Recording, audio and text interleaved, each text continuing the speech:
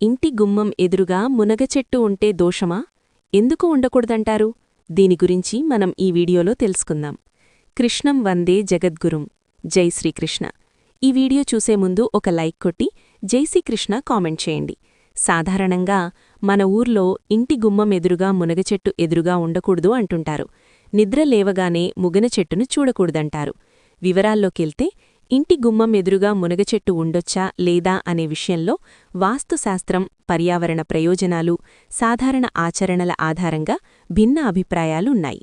వాస్తుశాస్త్రం ఏం చెబుతుంది? వాస్తుశాస్త్రం ప్రకారం ఇంటి గుమ్మం లేదా ప్రధాన ద్వారం ఎంతో ముఖ్యం. ఇది ఇంటికి శక్తి ప్రవేశించే మార్గంగా పరిగణించబడుతుంది. గుమ్మం ఎదురుగా కొన్ని వస్తువులు, మొక్కలు ఉండటం శుభప్రదం కాదు అని వాస్తు చెబుతుంది. అయితే మునగచెట్టు విషయంలో వాస్తు నిపుణుల మధ్య భిన్నాభిప్రాయాలున్నాయి. నెగిటివ్ అభిప్రాయమేమిటంటే, కొందరు వాస్తు పండితులు ఇంటి గుమ్మం ఎదురుగా ఏ చెట్టూ కూడా ఉండకూడదు అని చెబుతారు. దీనికి కారణాలు కూడా ఉన్నాయి. ఇంటి గుమ్మం ఎదురుగా చెట్టు ఉండటం వల్ల శక్తి ప్రవాహానికి అడ్డంకిగా మారుతుందని భావిస్తారు. ఇంటిలోకి వచ్చే పాజిటివ్ ఎనర్జీ ప్రవాహానికి చెట్టు అడ్డుగా నిలుస్తుందని నమ్ముతారు. ముఖ్యంగా గుమ్మం ఎదురుగా పెద్ద పెద్ద స్తంభాలు, చెట్లు, బావులు వంటివి ఉండటాన్ని ద్వారవేధ అంటారు. ఇది ఆ ఇంట్లో నివసించేవారికి ఆర్థిక సమస్యలు, ఆరోగ్య సమస్యలు లేదా మానసిక అశాంతిని కలిగిస్తుందని భావిస్తారు. మునగచెట్టు పెద్దదై గుమ్మం మొత్తాన్ని కప్పేస్తే ద్వారవేధదోషం ఏర్పడుతుందని పెద్దలు చెబుతారు. అలాగే మునగచెట్టు నీడ ఇంట్లో పడటం వల్ల ఇంట్లో తేమ పెరిగి అనారోగ్యాలకు దారితీస్తుందని కొందరంటుంటారు. పాజిటివ్ అభిప్రాయమేంటంటే, అయితే మరికొందరు వాస్తు నిపుణులు మునగచెట్టు విషయంలో పెద్దగా ప్రతికూలత లేదని చెబుతారు. ప్రత్యేకించి అది ఇంటి గుమ్మం నుంచి తగినంత దూరంలో ఉన్నప్పుడు ఏ సమస్య ఉండదని అంటుంటారు. మునగచెట్టు గుమ్మం మధ్య బాగా దూరం ఉండాలి. అంటే గుమ్మం 7 అడుగులు ఎత్తు ఉంటే చెట్టు కనీసం 14 అడుగుల దూరంలో ఉండాలి. ఇక చెట్టు ఇంటి గుమ్మం కంటే ఎత్తుగా ఉండకూడదు, లేదా గుమ్మం ద్వారా వెలుతురు, గాలి ప్రవేశానికి అడ్డుగా ఉండకూడదు. ఈ మునగచెట్టు ఔషధగుణాలున్న చెట్టు కాబట్టి సానుకూలతను ఇస్తుందని కూడా కొందరు భావిస్తారు. ఇతర ప్రయోజనాలు అనేకం. వాస్తును పక్కన పెడితే మునగచెట్టు ఇంటి దగ్గర ఉండటం వల్ల అనేక ప్రయోజనాలున్నాయి.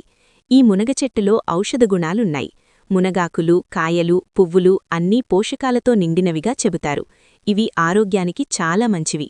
ఇంట్లో మునగచెట్టు ఉంటే మంచిదని కూడా చెబుతారు. ఈ మునగచెట్టు చాలా త్వరగా పెరుగుతుంది. ప్రత్యేక శ్రద్ధ అవసరం లేదు.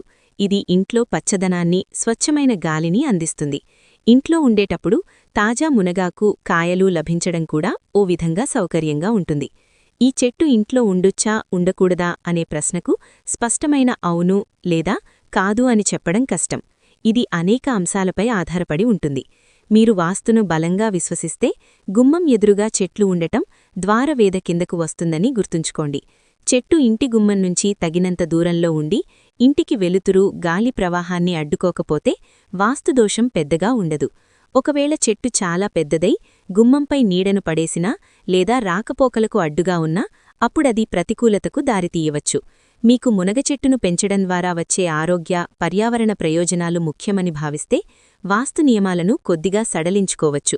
గుమ్మం పక్కన లేదా దూరంగా ఉంటే గుమ్మం పక్కన లేదా తగినంత దూరంలో, అంటే గుమ్మం 7 అడుగులు ఎత్తు ఉంటే చెట్టు కనీసం 14 అడుగుల దూరంలో ఉండాలి.